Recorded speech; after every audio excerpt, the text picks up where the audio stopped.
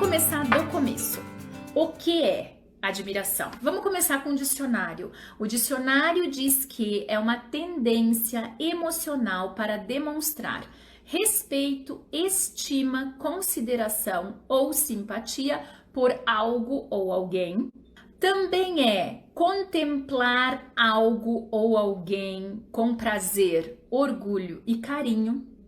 Mas na língua portuguesa, admiração também é usado como surpresa, ou seja, espanto ou reação de espanto ou surpresa, sentimento de estranheza diante de algo que não se esperava. Esse tipo de admiração é muito discutido dentro da filosofia e ela nos convida a nos surpreender com as coisas. O tipo de admiração que eu quero discutir com vocês é outra. É uma admiração que alguns autores na literatura vão chamar de admiração reverencial.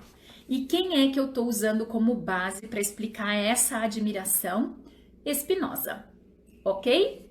Então, Ruth Spinoza, ela tem uma tese muito interessante sobre admiração e o efeito da desumanização ou da humanização diante da admiração reverencial. Se vocês quiserem ler, eu super indico. Então, a gente vai nessa direção. Esse é o nosso convite de hoje, falar sobre essa admiração reverencial. E aí, olha que coisa interessante, olha quais são os antônimos, porque daí eu fui pro dicionário ver os antônimos, né? Admiração é o contrário de quê? No dicionário.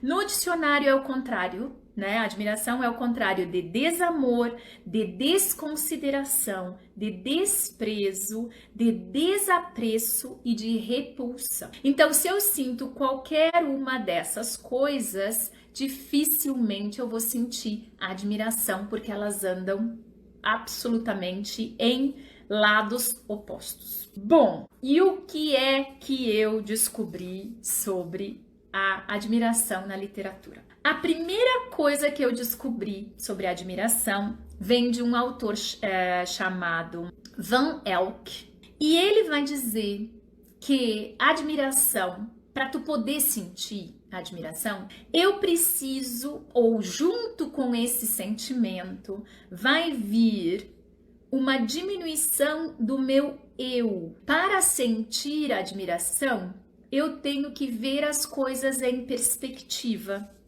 Ou seja, eu tenho que ter um certo aspecto de diminuição do meu eu para eu vivenciar a admiração. Ou seja, eu preciso, nesse momento, identificar nesse outro alguma característica que seja distintiva. E aí nós vamos para o conceito da admiração dentro da psicologia. A admiração tem foco nas características ou propriedades notáveis ou atributos distintivos de uma situação ou de alguém. Então, olha que coisa interessante isso que o Van Elk fala. Então, nós podemos, a partir disso, começar a tecer várias reflexões. Porque alguns de nós temos mais dificuldade de sentir admiração pelos outros, por exemplo. Será que nós temos dificuldade de lidar com esse aspecto que vai vir acompanhando a admiração, que é uma certa, sim, diminuição do meu eu? Ou seja, eu vou ter que colocar esse meu eu em perspectiva em alguma instância. O que eu fiquei pensando quando eu estava lendo o Van Elk é que para eu conseguir sentir admiração por alguém, eu preciso desenvolver a virtude da humildade.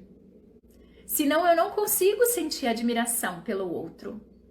Percebem? Olha que coisa interessante.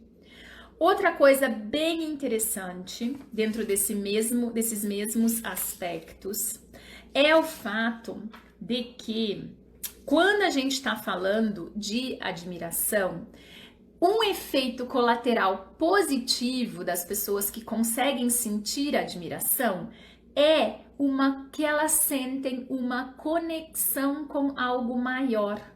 Olha que coisa interessante! O Van Elk tem vários estudos sobre isso, desde estudos qualitativos até estudos quantitativos, mostrando que as pessoas, quando elas falam de alguém que elas admiram, e quando então elas são perguntadas sobre como elas se sentem em relatar, elas falam de uma conexão com algo maior, que Van Elk vai descrever muito parecido com o uso super comum agora, né, dentro das teorias da compaixão, por exemplo, que é essa humanidade comum, ou seja, eu não sou sozinha, eu faço parte de alguma coisa maior.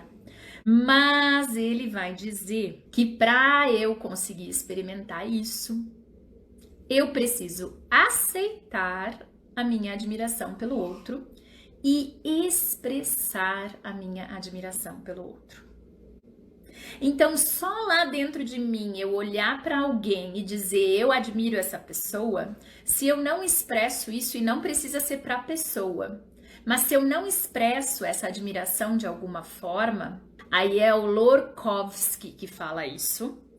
Ele mostrou que as pessoas que aceitam e que expressam a sua admiração, elas tendem a ter um aumento de comportamentos pró-sociais, altruístas e generosos. E as que não expressam tendem a ter um aumento de competitividade, de individualismo excessivo e de inveja.